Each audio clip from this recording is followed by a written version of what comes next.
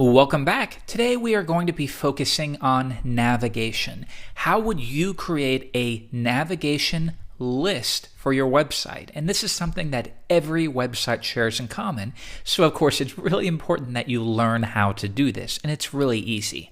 Let's take a look at an example first. If we take a look at NetTuts, you can see right here we have a list of navigation links. Now what these do is they allow us to sort the postings on the website according to category and tags. So let's learn how we can do this on our own fictional website. I'm going to open up my code editor, and of course we have a blank style sheet and a skeleton HTML file which links to the style sheet. This all should be very familiar to you at this point. Now I gave you a hint and I noted that we need to create a list of navigation links. And when I use that keyword, when you can describe content as a list, then you should be using an unordered list. Now within this list, we should have a list item containing an anchor tag which links to the desired page.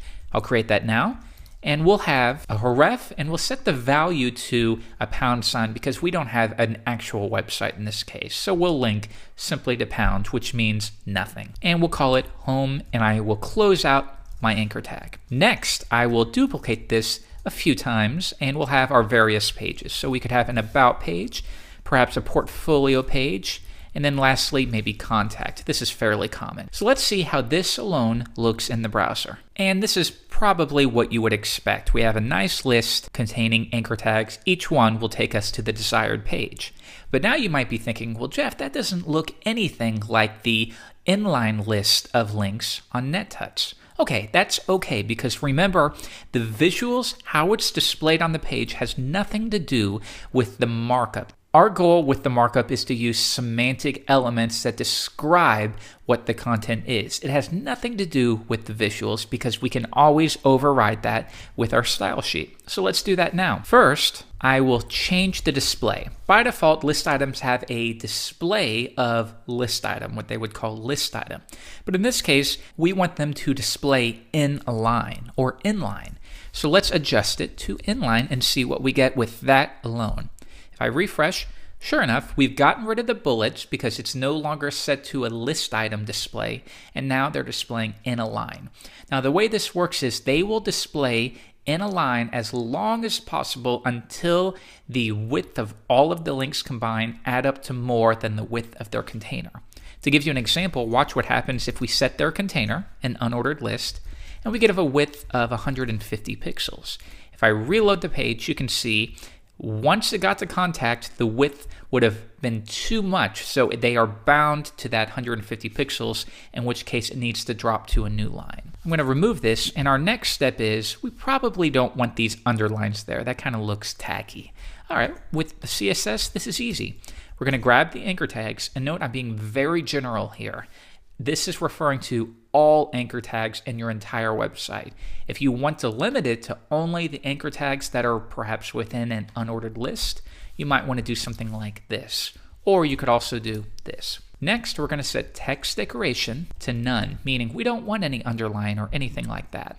If I reload the page, now those are gone. The next step is, why don't we use a nicer font? So rather than using Times, we'll apply a font family, and you've learned about this, of sans serif, and this will use the most appropriate font of that type. And on your computer, that will likely be Helvetica or Arial. Okay, that looks a little bit better.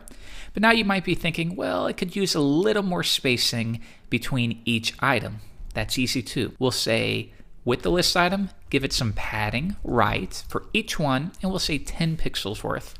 And now if I reload, pay attention, you have just a little bit more room, as you can see right there. So the next thing you might be thinking is, well, when I hover over this, other than the fact that the cursor changes to a pointer, it's not easy to tell that these are clickable links. So why don't we provide a little bit more visual feedback, and we will apply the underline again when you hover over the anchor tag.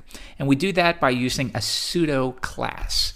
So watch what happens when I do hover. This is a pseudo class, meaning when you hover over the element it is attached to, in this case, an anchor tag. And in this case, we'll say text decoration, and we're going to add that back on. I'll save it, reload the page, and now when I hover over it, sure enough, we now have underlines, good. So what you can see here is it's really very easy to style a navigation list however you want. If you want to change the font size for some crazy reason, maybe we'll say 30 pixels, this is going to look awful, but it's to note that you can apply any styling you want. So you can create these little miniature animations, as you can see right there.